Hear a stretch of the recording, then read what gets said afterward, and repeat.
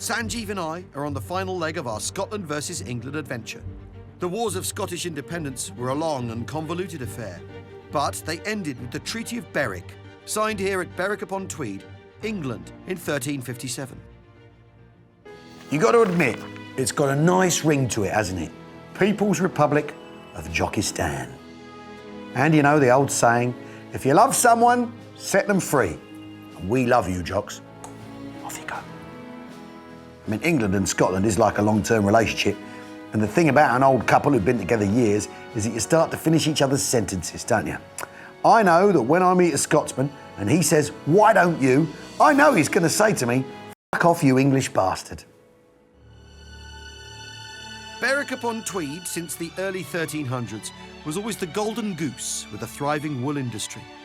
It became the subject of an endless political and economic tug-of-war, as both nations fought for control. Conquered, dumped and traded, Berwick passed between English and Scottish hands no less than 13 times in 400 years. I want to know who really won the battle and left a lasting legacy. Derek from Berwick. The thing about Berwick-upon-Tweed is it's right in the middle, isn't it, of this ancient conflict, isn't it? Oh, it has been for centuries, yes. In fact, you know, it's never been quite one thing or the other. Yeah. And even today, people feel exactly like that. So you're genuinely saying that they feel neither Scottish nor English? They're often very proud, if they are true Berwickers, been here for generations, of their ancestry, either English or Scots ancestry. But when it comes to everything else, they're Berwickers. So there's no tension between the two in the town. But does it go even beyond not identifying with Scotland or England? Because Berwick has had it really, really tough. They've been really badly treated by both sides. Is there even a lingering sense of resentment towards Scotland and England? No, it's not a chip on the shoulder kind of a thing. It's a resignation. This is the way it's always been. This is probably where it's always going to be. We're thinking of maybe arguing later that Berwick should go independent, that Berwick-upon-Tweed should become an independent entity. Yeah. Is it a good idea? Well, I mean, going back to the good old days, you mean, when it was England and Scotland and Ireland and Berwick-upon-Tweed, all mentioned separately on international documents. Yes, that's how it should be again. I'm quite sure about that. Yeah. To be honest, I think the thing that would make this town truly at ease with itself would be independence from England and Scotland. I think that quiet pride should turn into loud pride. You know what they say? When you love someone, you set them free. And I love this town. I've been here, you know, a morning, but love it. So we're launching a heartfelt political campaign. Independence for Berwick-upon-Tweed. Keep Berwick, Berwick. No ifs, no buts. Independence for Berwick-upon-Tweed. Freedom! We think, frankly, that it's time to give Berwick back to Berwick. Independence for Berwick-upon-Tweed. You say. I mean, what do you think? Do you think you've been mistreated by both sides? Do you think it's time that Berwick-upon-Tweed... I'm quite happy to be half and half. Really? Yeah. If you had a preference? We're borderers. We're borderers. So it's best of both worlds here. It's the best of both worlds, definitely.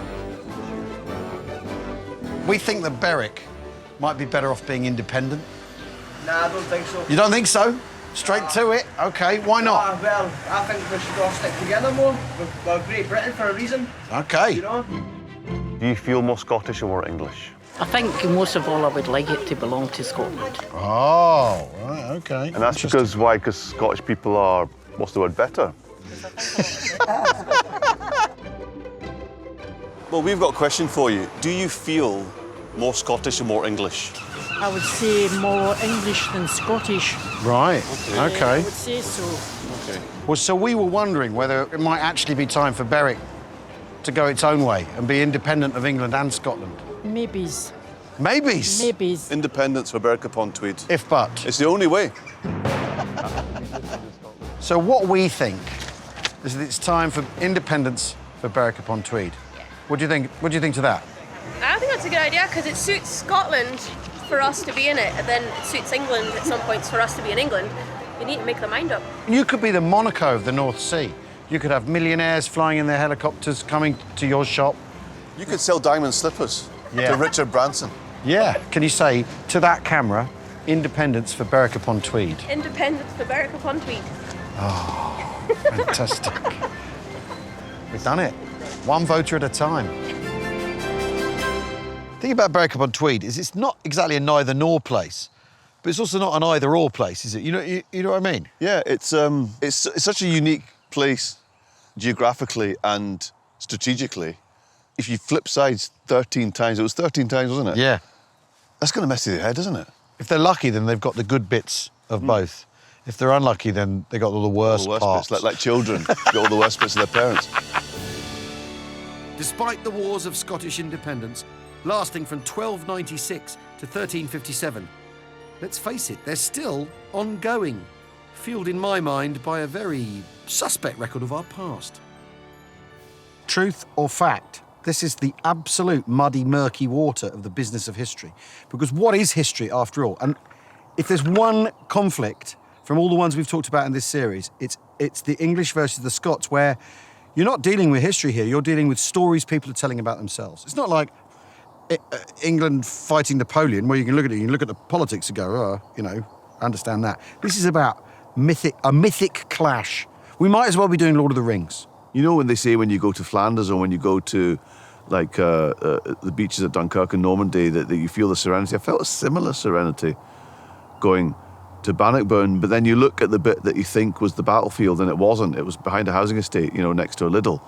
But just the words of Battle of Bannockburn are always going to stir those feelings in you anyway. And there were very few Scottish victories and that was one of them, and it probably is important to celebrate them.